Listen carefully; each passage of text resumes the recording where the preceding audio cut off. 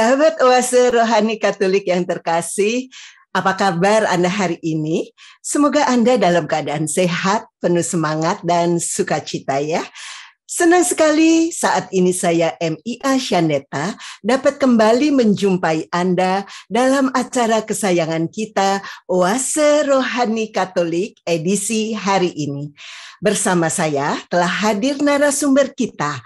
Beliau adalah Romo Alexander Erwin Santoso, MSF atau akrab disapa Romo Erwin. Mari kita sapa dulu Romo Erwin. Halo Romo Erwin, apa kabar Romo? Halo semua, kabar baik. Semoga Anda dimanapun berada siap untuk mendengarkan siaran dan renungan kami dan diberkati oleh apa yang akan kami berikan pada kesempatan kali ini. Amin. Sahabat Oase Rohani Katolik yang terkasih, segera saja kita mulai acara ini dan sebagaimana biasa, acara akan dibuka dengan doa yang akan dipimpin oleh Romo Erwin. Silakan Romo. Marilah berdoa. Dalam nama Bapa dan Putera dan Roh Kudus. Amin. Allah Bapa yang Maha Baik, setiap hari kami menerima anugerah-Mu. Berkati kami agar kami menerimanya dengan penuh syukur, sambil mengingat bahwa kami juga harus memberi waktu bagi diri kami untuk berjumpa denganmu, membagi waktu yang terbaik, sehingga hidup kami lebih bermakna, bukan hanya bagi diri kami sendiri, tetapi juga bagi sesama dan bagimu. Demi Kristus, Tuhan dan pengantara kami. Amin. Dalam nama Bapa dan Putera dan Roh Kudus. Amin. Sahabat Oase Rohani Katolik yang terkasih, pada kesempatan kali ini saya akan membacakan bacaan dari Yohanes, surat pertama Rasul Yohanes. Anak-anakku yang kekasih, marilah kita saling mengasihi, sebab kasih itu berasal dari Allah. Dan setiap orang yang mengasihi lahir dari Allah dan mengenal Allah. Barang siapa tidak mengasihi, ia tidak mengenal Allah, sebab Allah adalah kasih. Dalam hal inilah kasih Allah dinyatakan di tengah-tengah kita, yaitu bahwa Allah telah mengutus anaknya yang tunggal ke dunia, supaya kita hidup olehnya. Inilah kasih itu. Bukan kita yang telah mengasihi Allah, tetapi Allah lah yang telah mengasihi kita dan telah mengutus anaknya sebagai silih bagi dosa-dosa kita. Anak-anakku kekasih, jikalau Allah sedemikian mengasihi kita, maka haruslah kita pun saling mengasihi. Tidak ada seorang pun yang pernah melihat Allah. Tetapi jika kita saling mengasihi, Allah tetap di dalam kita dan kasih-Nya sempurna di dalam kita. Beginilah kita ketahui bahwa kita berada di dalam Allah dan Dia di dalam kita, yakni bahwa Ia telah mengaruniakan kita mendapat bagian dalam Roh-Nya. Kami telah melihat dan bersaksi bahwa Bapa telah mengutus anaknya menjadi juru selamat dunia. Barang siapa mengaku bahwa Yesus adalah anak Allah, Allah tetap berada di dalam dia dan dia di dalam Allah. Kita telah mengenal dan telah percaya akan kasih Allah kepada kita. Allah adalah kasih. Dan barang siapa tetap berada di dalam kasih, ia tetap berada di dalam Allah dan Allah di dalam dia. Demikianlah sabda Tuhan. Syukur kepada Allah. Mazmur tanggapan.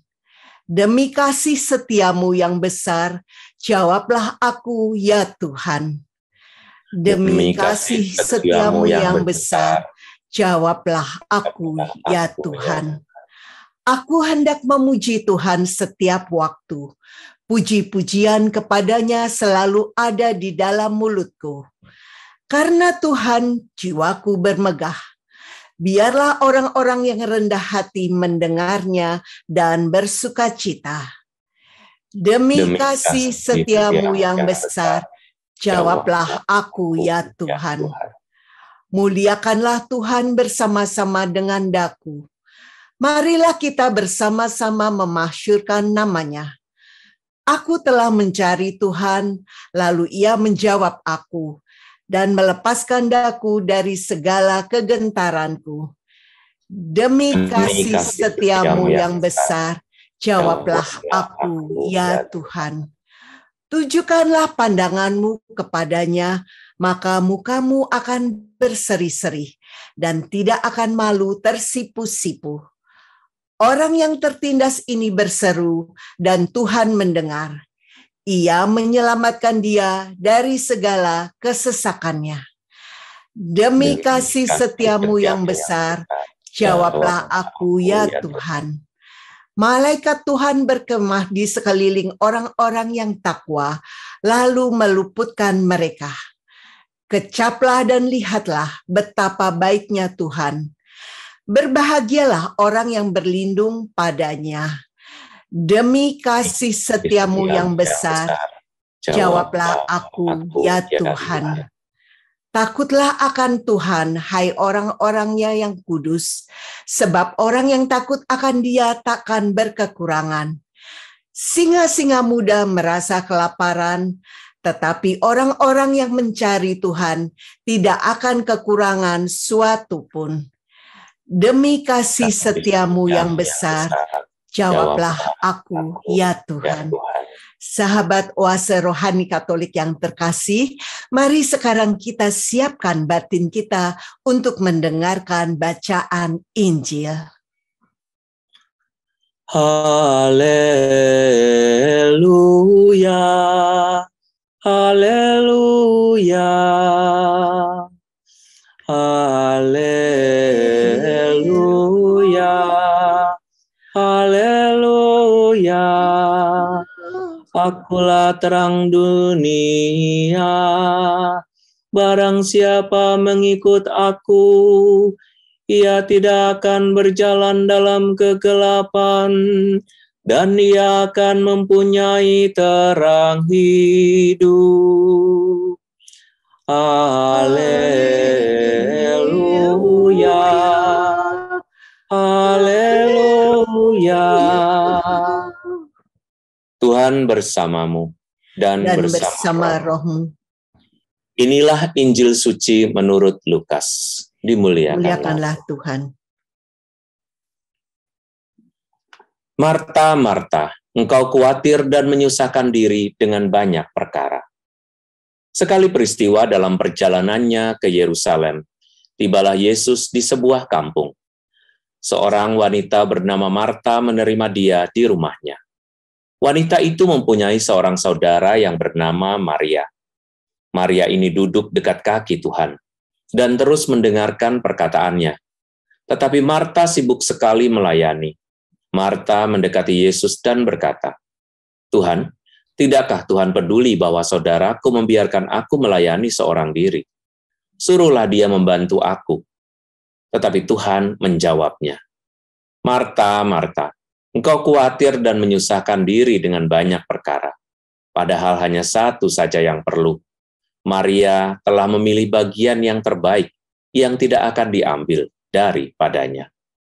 Demikianlah sabda Tuhan. Terpujilah Kristus. Sahabat Oase Rohani Katolik yang terkasih, segera saja kita mulai perbincangan ini. Ya, Romo Erwin, di sesi 1 ini, hal-hal yang menarik dan penting apakah yang Romo rasa perlu untuk disampaikan? Baik. Sahabat Oase Rohani Katolik yang terkasih, surat pertama Rasul Yohanes. Jadi kalau membaca dari Rasul Yohanes itu harus melihat ya, dia itu berbicara mengenai hal-hal yang bersifat rasa, ya hal-hal yang bersifat feeling, ya. Jadi kalau pakai bahasa sekarang tuh feel-nya, rasanya, ya, roman-romannya, atau juga bisa hal-hal yang bersifat seperti kayak hubungan atau relasi antara orang dengan orang lain. Demikianlah Rasul Yohanes selalu mengingatkan kita untuk secara intens dan secara intim berhubungan atau berelasi dengan Allah. Kita seringkali berelasi dengan Tuhan, tetapi relasi kita hanya bersifat pengetahuan saja. Pengetahuan artinya saya tahu bahwa Tuhan ada. Saya tahu bahwa firman Tuhan itu penting. Saya tahu bahwa pergi ke gereja menyelamatkan. Saya tahu bahkan berdoa ini dan itu. Tetapi barangkali kita gagal memahami siapa Allah sebenarnya. Kita tidak mengenalnya. Kita juga tidak secara intens berelasi dengan Tuhan. Contoh ya, kalau kita berdoa nih, doa-doa apa yang Anda pikirkan? Biasanya kan pertanyaannya itu, ayo doa aja, kamu mau minta apa? Wah, itu mudah banget. Menyuruh orang meminta apa itu paling mudah.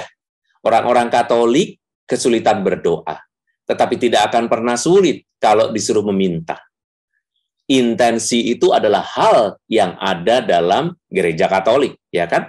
Anda bisa menuliskannya, Anda bisa sekarang itu WA kepada romo-romonya, lalu kemudian Anda tinggal mengirimkan intensinya, dan selesailah. Romo, tolong didoakan ya, saya mau menjual tanah saya seluas 5 hektar, semoga bisa cepat laku. Tanahnya ada di Bogor, di Kijalan, kilometer sekian. Jadi kayak minta sesuatu sama Tuhan, dan Tuhan tuh belum jelas dengan permintaan. Itu kita paling pinter kalau berdoa seperti itu. Itu tandanya kita kurang mengenal Tuhan. Kenapa saya bilang? Doanya barangkali tidak 100% salah. Karena apa? Karena mungkin Anda belum pernah dikasih pelajaran mengenai berdoa.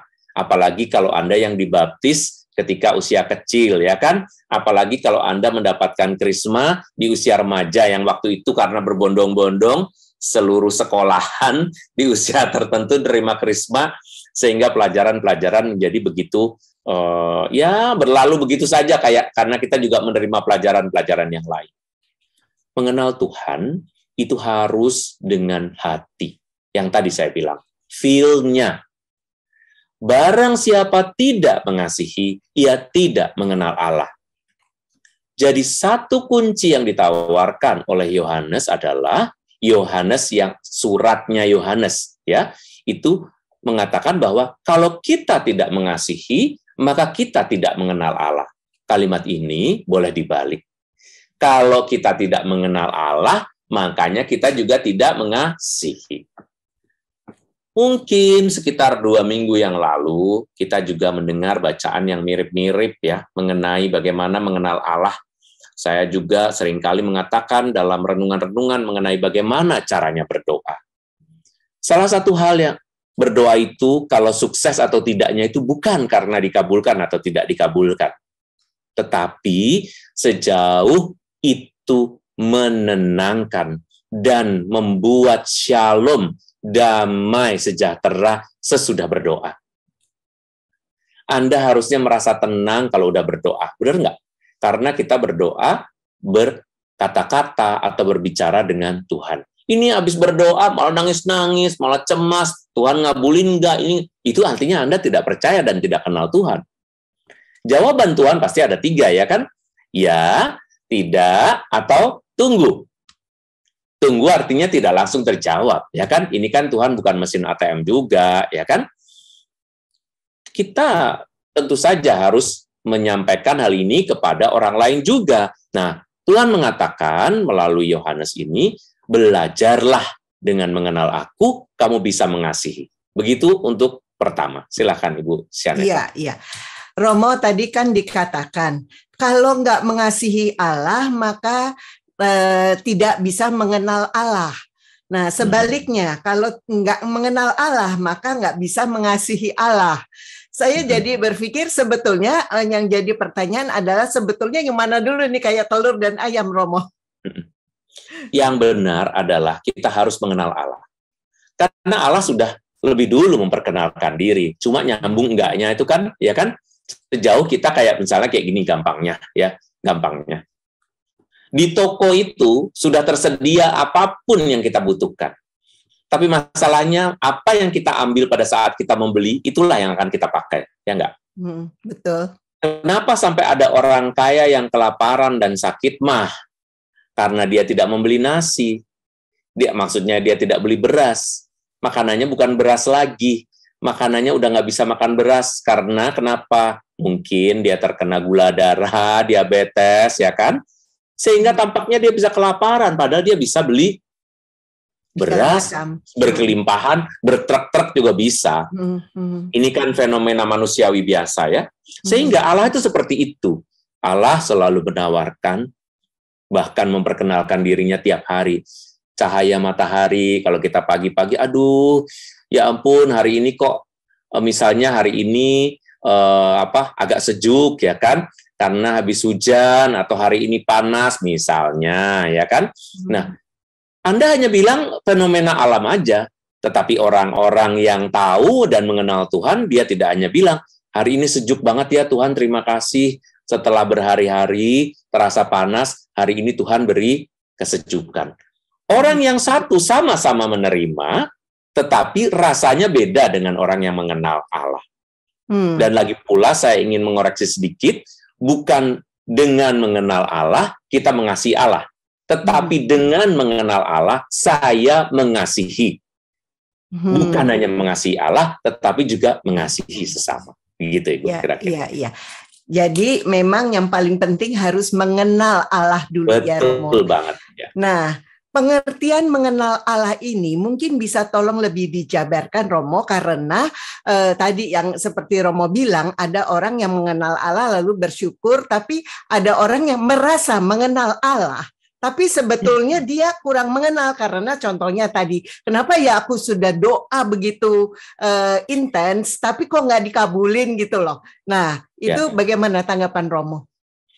Orang yang mengenal Allah itu cara berpikirnya beda, hasilnya juga beda ya. Tadi saya bilang ya, dua orang berdoa, dua orang yang satu merasa mengenal Allah dan satu orang itu katakanlah lebih mudah ya, satu orang ini memang sungguh-sungguh mengenal Allah.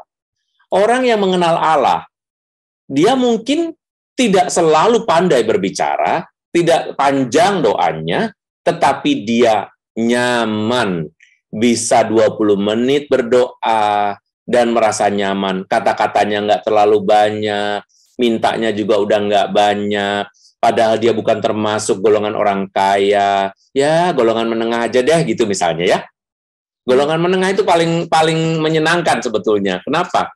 Tidak berkekurangan, tetapi juga tidak dicobai oleh kekayaannya karena kelebih-lebihan gitu. Sehingga dia masih punya waktu untuk Tuhan dan punya waktu untuk hidupnya sendiri. Tetapi kalau orang yang tidak mengenal Allah, tadi itu habis berdoa, tadi saya pernah melihat ya, ada orang yang selama hidupnya kalau berdoa pasti penuh dengan permintaan dan hidupnya sedih. Mau berdoa panjang-panjang, nangis melulu. Contoh. Di seminari kami dulu, ada seorang ibu. Tiap hari berdoa bersama kami. Kami ibadat, dia ikut ibadat. Bayangkan ya, seorang awam tidak dituntut untuk ikut ibadat harian dari brevir itu. Dia selalu datang lebih awal dari kami. Saya kalau pas tugas melonceng itu ya, pagi-pagi, karena misanya itu jam 5:30, berarti jam 5 saya harus melonceng. Nanti 5:30 lalu misa. Nanti jam 6 lalu Angelus. Habis jam 6 itu nanti kami ibadat selama 20 menit. Nah, dia tuh jam 5 udah nunggu depan pintu. Dan sesudah itu dia berdoa. Bayangkan, lebih pagi. Saya biasanya lonceng baru mandi, lalu balik lagi ke gereja. Sesudah berdoa, dia masih lagi.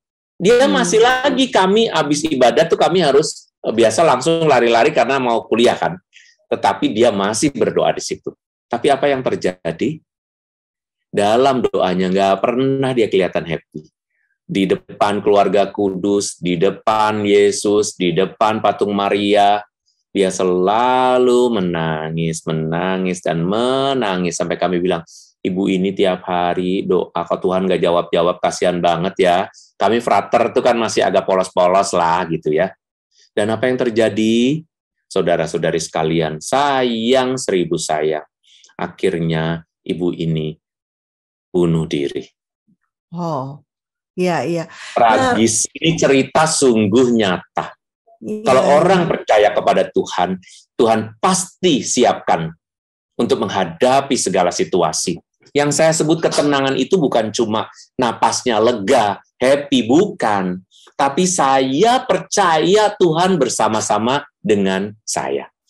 Ya. Nah, itu hadiah bagi orang yang sungguh mengenal Tuhan. Kalau nggak sungguh mengenal Tuhan, nih contohnya ya, doanya panjang dan dia dituntut untuk berdoa jam 12, doa jam 3, doa jam 6, dan kalau dia ketiduran langsung ngaku dosa. Menurut saya orang-orang scrupulous seperti ini, scrupulous itu gampang senewen ya, kalau kewajiban agamanya tidak terpenuhi. Kalau 1-2 kali nggak apa-apa lah gitu loh. Jadi bersikap ramahlah terhadap dirimu, karena Allah itu baik. Kasihilah dirimu, karena Allah mengasihi kamu lebih dulu. Itu yang saya bilang tawaran dari Tuhan. Karena kalau orang tidak mengasihi dirinya sendiri, seolah-olah bertemu dengan Allah itu seperti orang yang penuh dengan kewajiban. Aduh, kasihan banget. Wong ada orang yang menikmati hidup, akibatnya kita diketawain sama orang-orang yang tidak mengenal Tuhan. Kasihan ya dia ke gereja sedih mulu gitu. Kira-kira begitu. Ya, apakah orang-orang yang seperti ibu ini itu bisa dikatakan adalah mereka yang menjalankan ritual agama tanpa menghayati ya sebetulnya dengan imannya gitu, Rom? Ibu betul, ya, ini lebih bersifat devosional. Jadi dia berdevosi, dia suka liturgis gitu ya. Karena yang dikenal Allah itu adalah peraturan. Sehingga barangkali berhadapan dengan perempuan seperti ini, maaf Anda di rumah jadi tidak menarik. Anda lebih mirip suster daripada seorang istri. Seorang istri harus memenuhi kewajiban. Ini tadi contoh ya, bukan berarti saya memberi petuah hanya bagi para ibu nanti karena bias gender, bukan. Tapi karena contohnya ibu-ibu ya, dia di rumah jadi kurang menarik. Iya. Entah ada peristiwa apa, tapi memang ada peristiwa yang berat yang terjadi pada ibu ini. Tapi semuanya jadi renteng-renteng gitu loh. Contoh lagi yang paling banyak adalah para penggiat atau para aktivis gereja di rumahnya anaknya bisa berantakan hidupnya. Justru ibu bapaknya aktif, anaknya sama sekali nggak mau ke gereja. Kenapa? Karena Anda hanya merawat dirimu sendiri, Anda lupa bahwa selama kita hidup, Allah tidak membutuhkan persembahan lain selain persembahan hidupmu bagi orang-orang yang berada di sekitar kamu. Jadi hal yang kedua, kalau orang mengenal Allah, disebut mengasihi itu bukan hanya mengasihi Allah, tetapi terutama mengasihi orang-orang yang ketemu sama dia. Siapa yang ketemu? Keluarga, ya kan? Teman kerja, murid-muridnya, atau siapalah bosnya, atau teman gereja, dan lain sebagainya. Bukan hanya satu. Itulah tanda orang yang mengasihi. Bukan hanya Allah, tetapi semua gitu.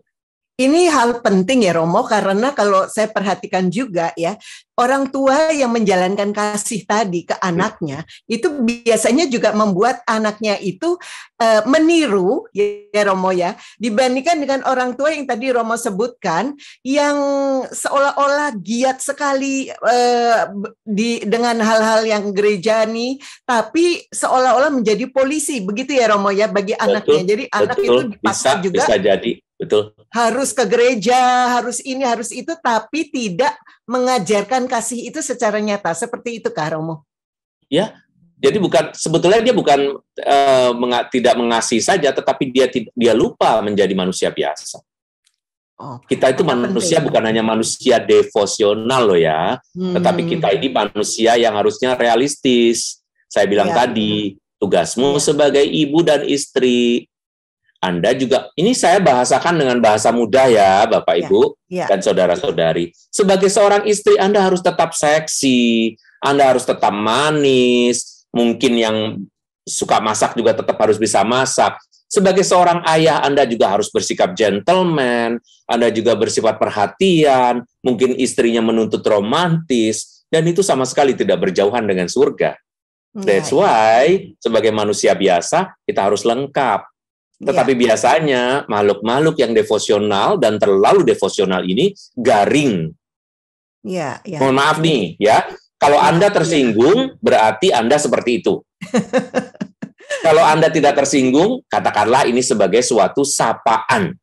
Iya. Biasanya kan Anda menginginkan renungan-renungan yang menyapakan, ini udah pernah. Nah, kalau nggak pernah itu namanya Anda mulai tersinggung dalam arti, oh ya tersapa nih.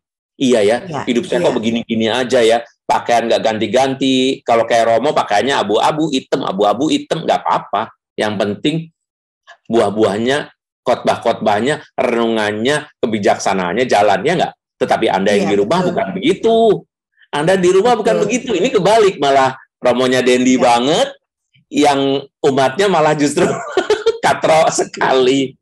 Nah, jalanilah hidupmu, itulah mengasihi. Ajarkanlah kepada anak-anakmu, ajak kalau kamu sibuk di gereja, ajak sekali-kali. Ajak anak perempuanmu ikut merangkai bunga, supaya kalau Anda merangkai bunga di gereja 3 jam itu, jangan waktunya hilang di rumahnya, nggak kebagian ibunya, karena ibunya terlalu sibuk melayani gereja. Gitu contohnya. Iya, Romo ini menarik sekali ya. Sayang kita harus jeda sejenak. Nanti kita lanjutkan lagi. Masih banyak pertanyaan nih Romo Erwin ya. Ya. Sahabat Oase Rohani Katolik yang terkasih, demikian perbincangan di sesi 1 ini. Kami masih akan kembali. Jangan kemana-mana, tetaplah di tempat Anda.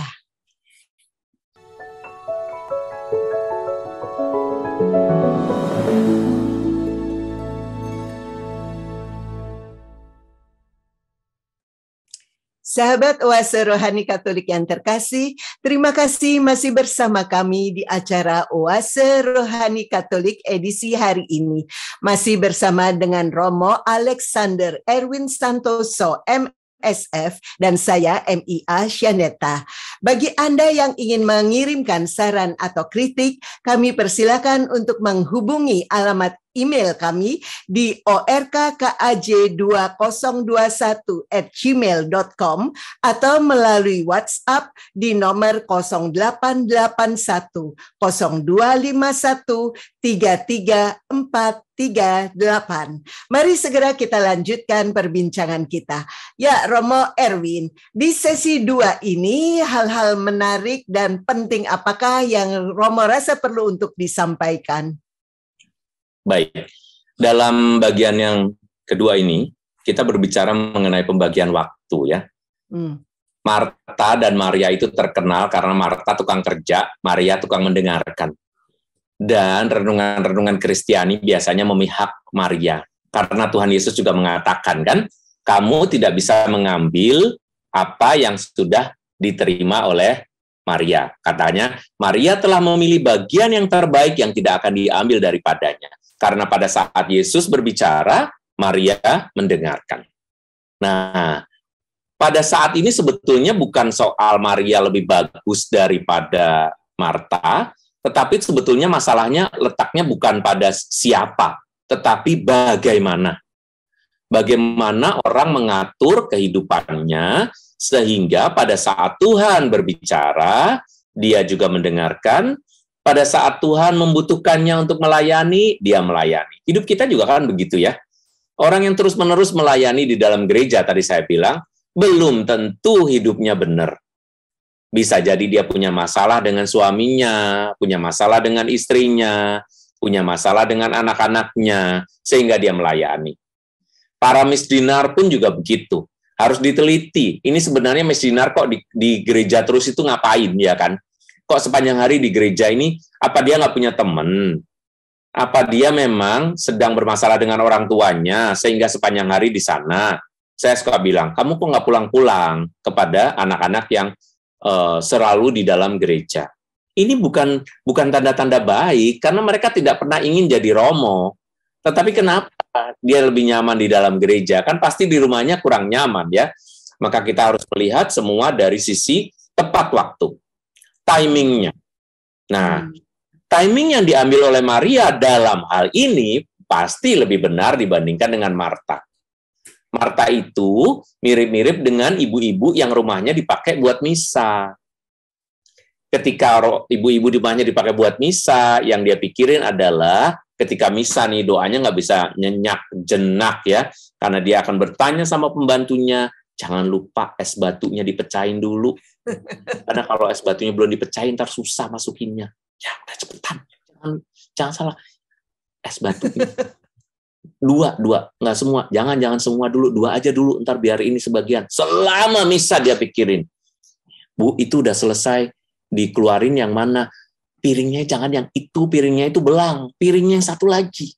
Yang sama warnanya. Bukan, yang sepanjang misa dia mikirin piring, mikirin makanan, mikirin gorengannya hanya sampai keemasan, jangan sampai gosong. Dan pada akhirnya ketika habis komuni, pasti yang punya rumah itu segera berlalu dan ngacir ke dapur untuk mempersiapkan makanan. Dan dia sudah merasa diberkati. Oh benar, si ibu ini pasti diberkati karena rumahnya boleh dipakai oleh orang-orang. Tetapi saya selalu mengatakan, tidak adil kalau orang selingkungan selalu menggunakan satu rumah untuk ditempati misa. Rumah yang diberkati cuma satu, tetapi sekaligus juga dia tidak pernah bisa berdoa dengan nyaman, karena dia akan menguji kalian. Ini ketidakadilan. Apalagi komplek-komplek yang rumahnya praktisnya sama ya. Terus Anda tidak buka rumahnya, lalu rumahnya buat apa? Rumahnya akan jadi sarang penyamun kalau tidak dibuka untuk misa. Anda suka misa, Anda nggak mau direpotin, ya kan? Anda adil pada pemilik rumah dan kepada Tuhan. Lalu rumahnya buat apa? Dibuka lebar-lebar. Rumahnya buat gede-gede itu buat apa? Nah, Maria tahu bahwa dia membuka rumahnya supaya Tuhan datang dan Tuhan berkata-kata atau berbicara dan berkhotbah gitulah katakanlah. Dan dia selalu mengatakan ketika Tuhan ada di rumahku, aku akan mendengarkan. Dan aku nggak mau sibuk sama pekerjaan rumah. Nanti sesudah Tuhan selesai, aku akan bantu si Marta. Tapi Marta ini kurang sabar. Wah, aku dibilang sendiri sih, Marta tuh orangnya realistis sebetulnya. Kalau semua orang ngedengerin kamu, terus kamu nanti makannya apa gitu loh. Kira-kira Marta ini udah merasa paling benar nih gitu ya. Masa Maria yang paling benar? Pasti enggak. Nah, keributan ini lalu ditangani oleh Yesus dengan mengatakan soal timing. Begitu kira-kira Ibu, untuk sementara. Iya, jadi kan kita lihat banyak orang, faktanya nih Romo, yang masih seperti Marta, yang kadang merasa ya bahwa melayani itu ya harus dalam tindakan seperti itu kan ya Romo ya, yang walaupun itu sayangnya juga tidak sepenuhnya benar kan. Kembali kata penting yang Romo ungkapkan adalah tepat waktu itu ya Romo ya, gitu. Nah, boleh Romo berikan contoh-contoh lain bagaimana kita bisa lebih mengetahui bahwa ini loh yang saat tepat untuk kita mendengarkan suara Tuhan, ini loh saat yang dimana kita harus melakukan action yang nyata bagi sesama. Dalam bagian yang pertama tadi saya sudah mengatakan bagaimana cara berdoa ya. Salah satunya nggak banyak minta karena Tuhan itu udah tahu. Kalau kita mengenal Tuhan, kita pasti tahu bahwa Tuhan tahu sebelum kita ngomong kok, dia ngerti gitu. Kalau kita tahu bahwa Tuhan tidak akan melupakan kita, Tuhan juga tahu kebutuhan kita, pasti kita nggak terlalu banyak ngomong. Pada saatnya kita akan berdoa dengan hati, ketika nggak ada ide lagi, nggak pengen ngomong, kita pengen mendengarkan dan merasa tenang, lalu kita diam. Duduk diam di hadapan Tuhan. Kadang-kadang kita hanya perlu duduk diam untuk mendengarkan dia bersuara. Bukan hanya kita yang terus-menerus ngomong gitu. Yang penting ini yang diajarkan oleh Maria kepada kita. Ketika dekat Tuhan, dia nggak mikirin dunia. Tapi pasti Maria ini sudah terbiasa membantu kakaknya. Buktinya apa?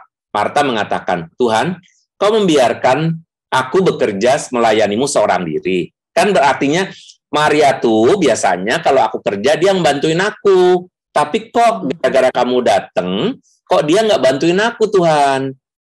Tuhan ngebiarin dia nggak bantu aku. Nanti aku kerja sendiri loh, nyiapin makanan, goreng tempe, nanti bikinin minuman, mecahin es batu gitu ya. Tapi si Yesus mengatakan, Marta, udahlah, nggak perlu perfect. Nggak perlu hebat-hebat. Aku hanya membutuhkan kamu tuh bisa menjamin bahwa hidup kamu tuh seimbang. Pada saat kamu mendengarkan saya, dengarkan, beracaralah dengan saya. Nah, ini penyakitnya orang-orang Jakarta, ya, atau penyakitnya orang-orang kota. Kalau sudah merasa sibuk, suatu ketika dihadapkan pada persoalan, baru dia retret gitu ya. Udah mulai ruwet-ruwet, baru retret. Anda tahu nggak, selama Anda di Jakarta, atau di kota-kota Anda dimanapun juga, Anda berdoanya ngomong terus. Bukan hanya ngomong, kadang-kadang ngomong kagak bisa, Bapa kami 10 kali. Ngomong nggak bisa, Rosario. Ngomong nggak bisa, Salam Maria. Doa-doa itu baik, tetapi bukan andalanmu ketika kamu tidak bisa berdoa.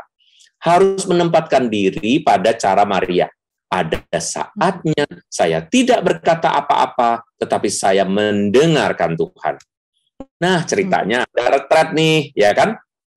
Kalau udah retret, apa yang Anda lakukan? Di Cikanyere lah, atau di Malang lah, atau di mana lah, disuruhnya cuma doa, Yesus, Yesus, Yesus, Yesus.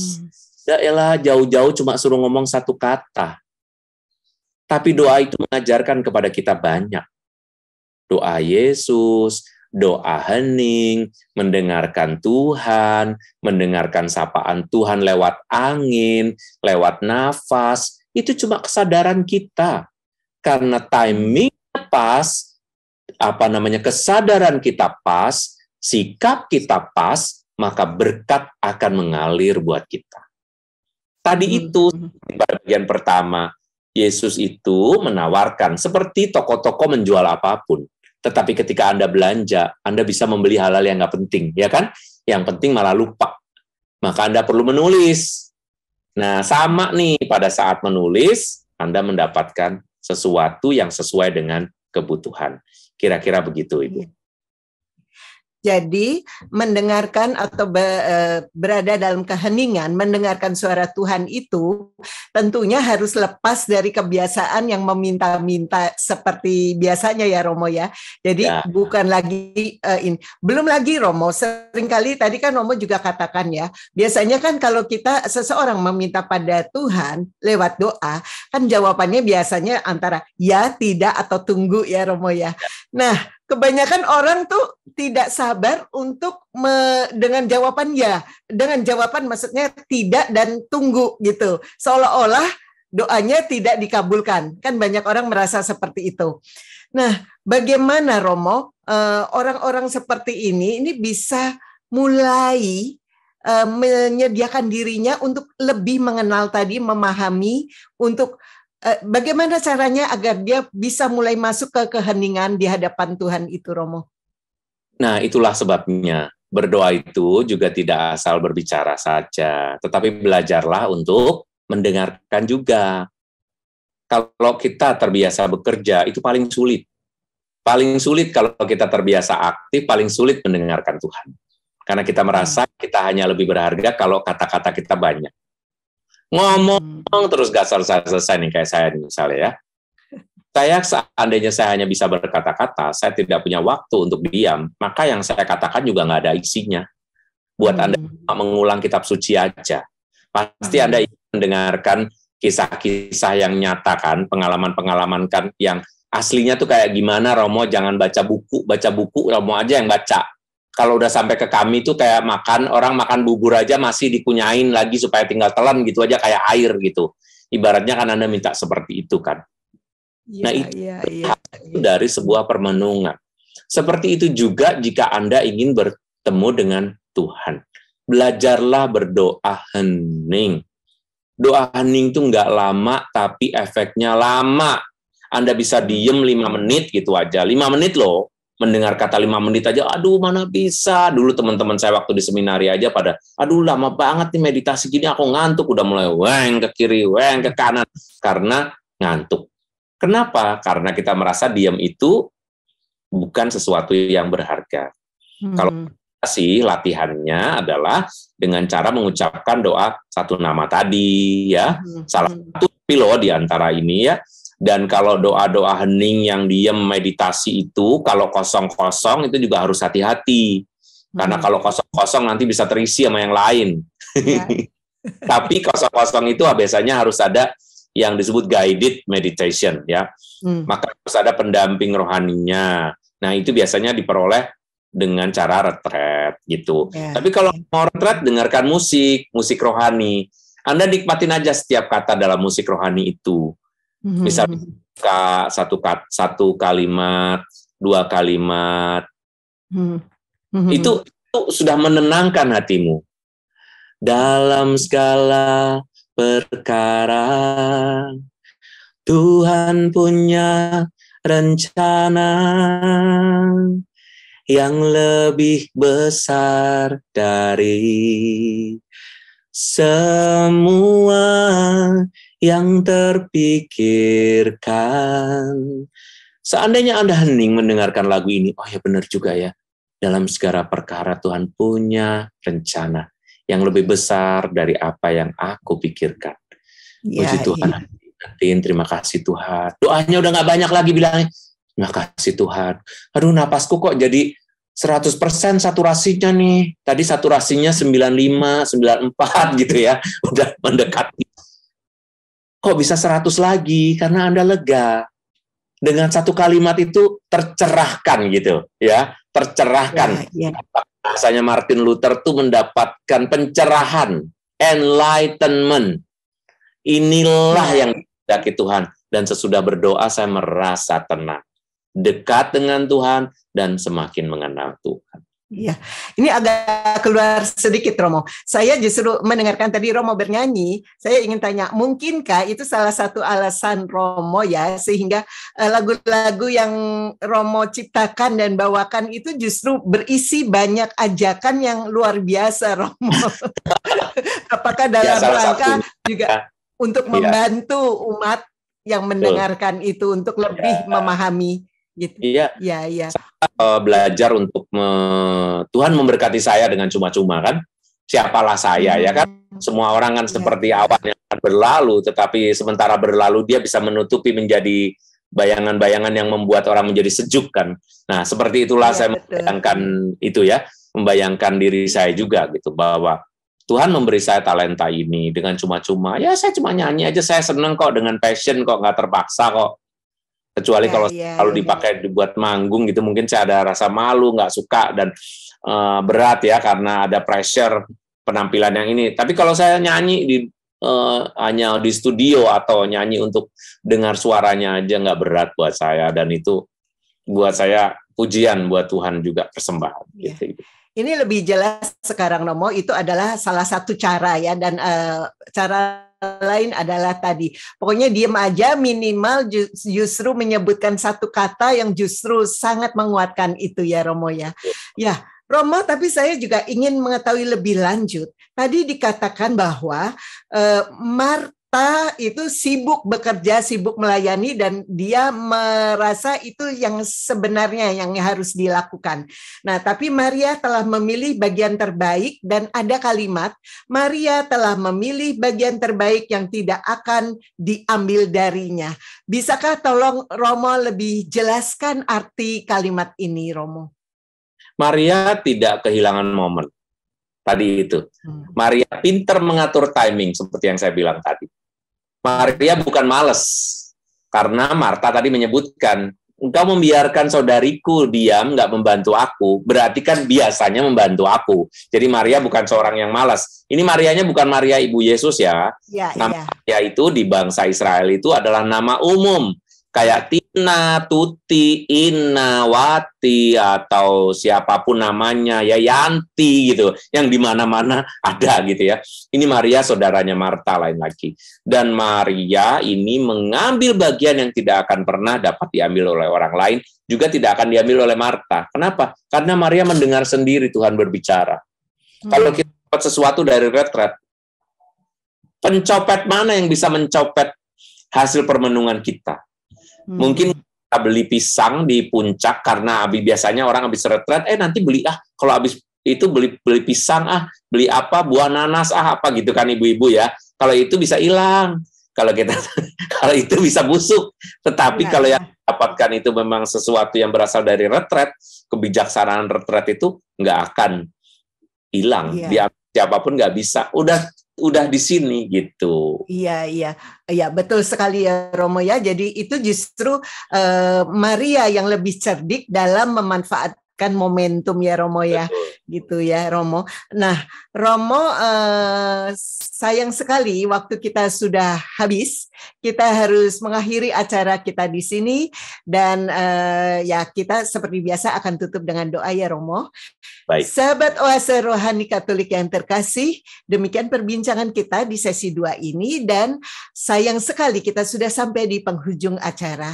Sebagaimana biasa acara akan ditutup dengan doa dan berkat melalui Romo Erwin. Silakan Romo. Marilah berdoa. Dalam nama Bapa dan Putra dan Roh Kudus. Amin. Amin. Tuhan Yesus, Engkau mengajarkan kebijaksanaan bagi kami untuk mengatur waktu di dalam hidup kami. Ternyata dengan lebih mengenal-Mu, kami lebih bisa mengasihi-Mu dan mengasihi sesama kami. Semoga kami semakin bijaksana, tidak menghabis-habiskan waktu kami hanya untuk bekerja dan berkata-kata omong banyak, tetapi juga menyediakan diri untuk mendengarkan-Mu, duduk diam barang sejenak, supaya dengan kemudian kami dapat lebih banyak mengasihi-Mu dan sesama kami.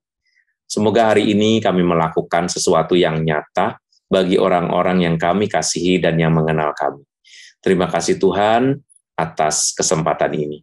Semoga ini menjadi berkat demi Kristus Tuhan dan pengantara kami. Amin. Semoga Allah yang Maha Baik memberkati kita sekalian dalam nama Bapa dan Putra dan Roh Kudus. Amin. Terima kasih Romo Erwin telah mengisi acara ini. Sahabat Oase Rohani Katolik yang terkasih, demikian perbincangan kali ini. Semoga banyak manfaatnya bagi Anda semua. Romo Alexander Erwin Santoso, MSF, dan saya, MIA Syaneta, pamit undur diri. Kita akan berjumpa kembali dalam kesempatan berikutnya. Selamat melanjutkan aktivitas Anda dan salam damai. Thank you.